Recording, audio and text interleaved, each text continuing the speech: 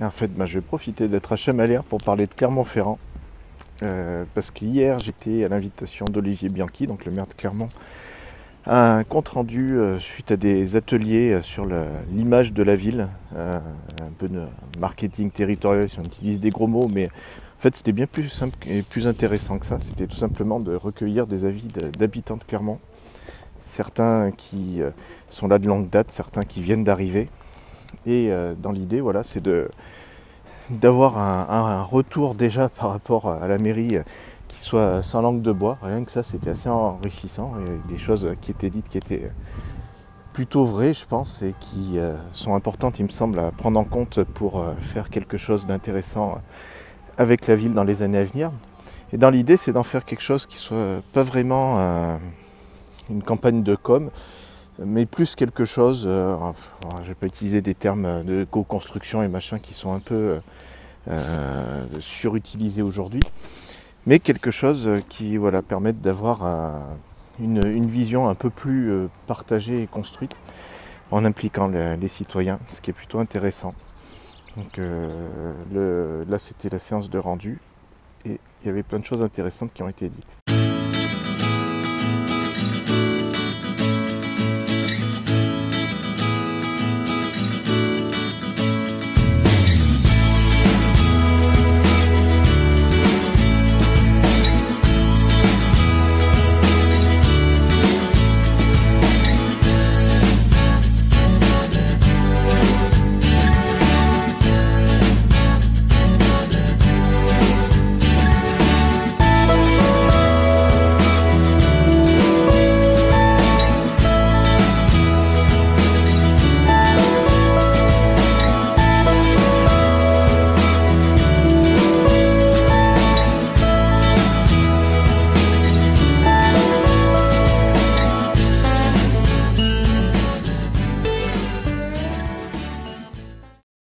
Il ressort également que Clermont-Ferrand souffre d'une image négative, souvent véhiculée par les médias nationaux, vous en avez beaucoup fait la remarque, mais également ville noire, industrielle, avec des usines dans la ville. Et enfin, je ne voulais pas venir, mon épouse encore moins.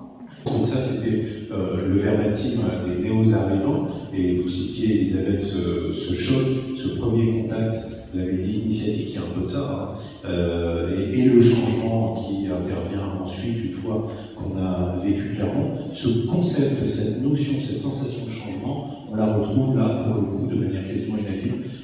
Ils ont vraiment le sentiment d'un changement dans la ville, un changement qu'ils attribuent au tramway, qu'ils attribuent à l'arrivée du tramway, donc à la rénovation de la place de Jaune, un moment exceptionnel qui est incarné par la chaîne des puits et par le symbole, le totem qui est le puits d'eau. Vous ne déconnectez jamais la ville de Clermont-Ferrand et le territoire métropolitain de son environnement qui est la chaîne des puits et le puits d'eau.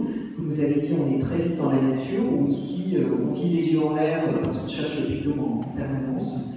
Et enfin, dernier argument et pas des moindres, vous nous avez également cité le coût de la vie modéré parmi les arguments de qualité de vie.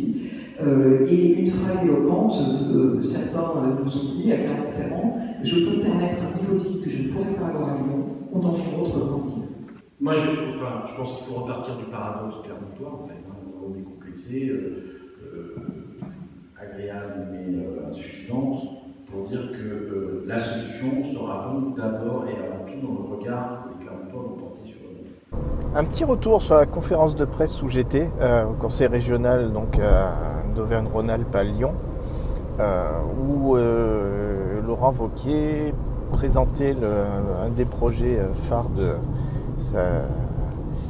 depuis son arrivée à la présidence d'Auvergne-Rhône-Alpes, qui est une grande école du numérique.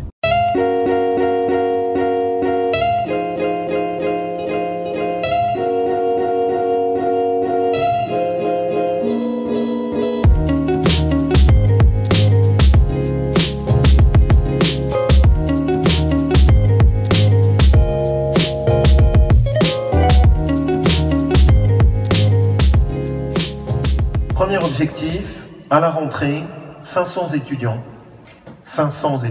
au King Charles, à 2 pas d'ici, septembre 2017. Donc l'objectif est tenu, on s'était un peu mis dos au mur, C'était quand même un timing qui était hyper court. Patrick d'ailleurs m'avait dit, t'es sûr que c'est très prudent. Mais l'objectif pour nous était clair, on voulait y arriver. Et donc, on se l'est fixé, 500 étudiants à la rentrée de... Il en parle depuis déjà quelques temps. Le but est donc d'avoir, sur Lyon d'abord et puis sur l'ensemble de la région, tout un tas d'initiatives de formation dans le domaine du numérique au sens large, avec entre autres un projet phare qui se fait en partenariat avec l'école 42 Xavier Niel, et où le cœur de la conférence de presse était d'annoncer l'ouverture de cette école de codage sur le même principe, avec une piscine, avec la collaboration, de la coopération sur la formation entre les étudiants. Ça s'appelle 101, le 101. Il paraît que c'est une référence à Matrix. Personnellement, je préfère le 42 de Douglas Adams, mais bon. Donc le 101, c'est une école de codage qui est faite en collaboration avec 42, au sens où ils amènent tout leur savoir-faire pédagogique et leur retour d'expérience depuis 2013, et qui est un projet financé par la région, donc, qui ouvre dès la rentrée prochaine. Il y a des préinscriptions qui se font au 15 avril. Après, je crois qu'il y a des séances de piscine, c'est-à-dire d'intégration sur l'automne, et le but, c'est d'avoir une première promo qui démarre vraiment sur novembre.